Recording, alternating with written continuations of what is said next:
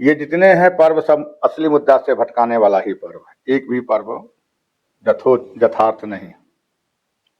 पर्व का पहले हम किसी भी चीज को धारण करने से पहले, मानने से पहले हमको समझना होगा। कुछ ऐसे अंधभक्त लोग हैं, सुनी सुनाई बात लेकर के चलते हैं, अगला जो कहा पीछे वाले लोग मान लेते हैं, लेकिन यह अंधभक्त है। अंधभक्त का ये काम है।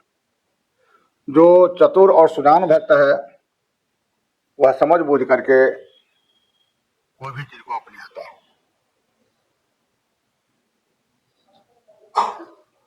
लोग कहते हैं पर्व, और देहाती भाषा में कहा जाता है पबनी।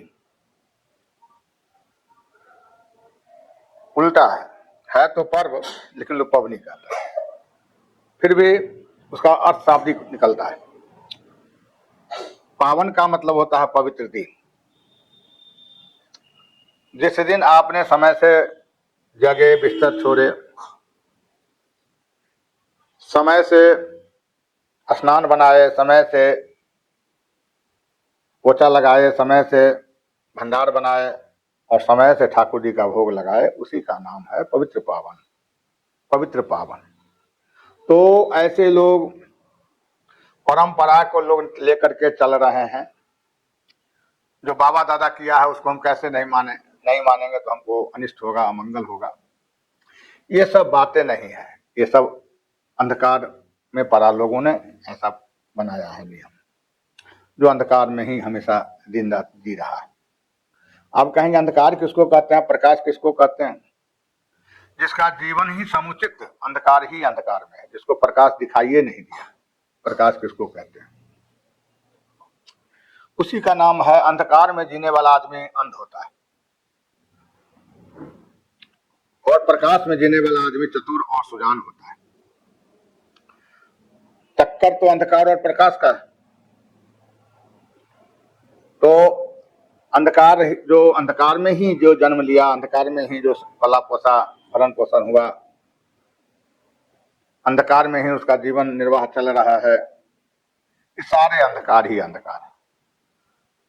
इसलिए जब तक आध्यात्मिक दृष्टि नहीं होगी तब तक यह संसार सुचारू रूप से चल नहीं सकता है। तो यहाँ पर्व का विषय है। महीना में एक बार मनाते हैं। सावन में आ गया तो कहते हैं सावनी घड़ी है, भादों में आ गया तो चौथी चांद है।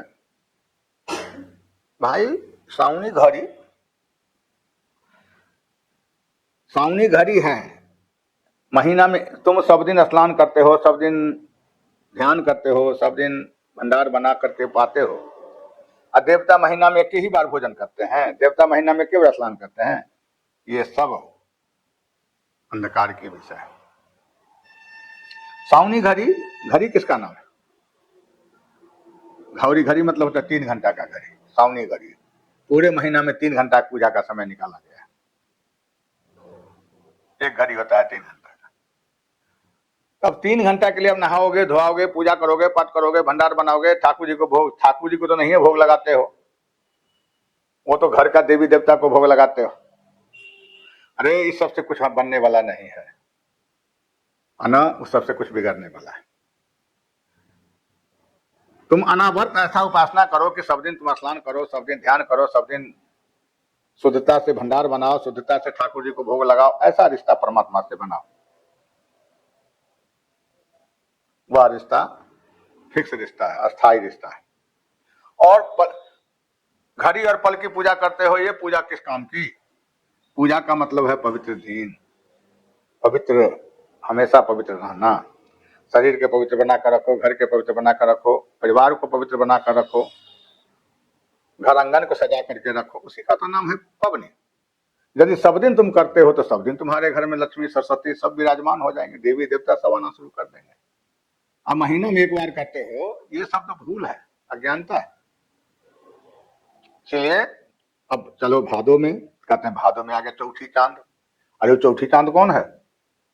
चौथी के विषय में जान लो। किसी समय में भगवान कृष्ण से याचना किया था सत्यराजीत कि महाराज आप अपना श्याम कंतक मणि मुझे दे दो। भगवान कृष्ण ने नहीं दिया।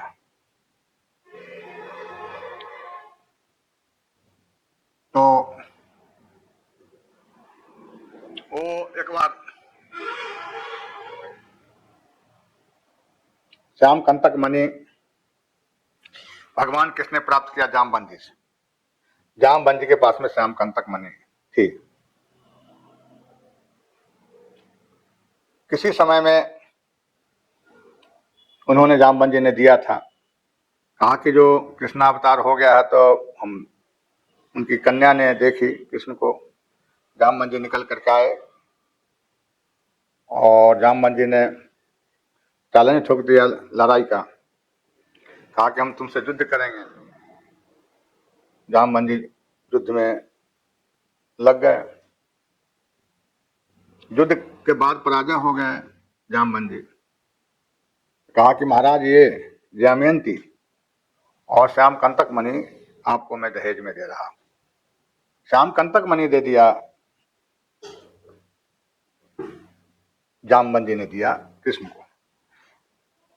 कृष्ण भगवान तो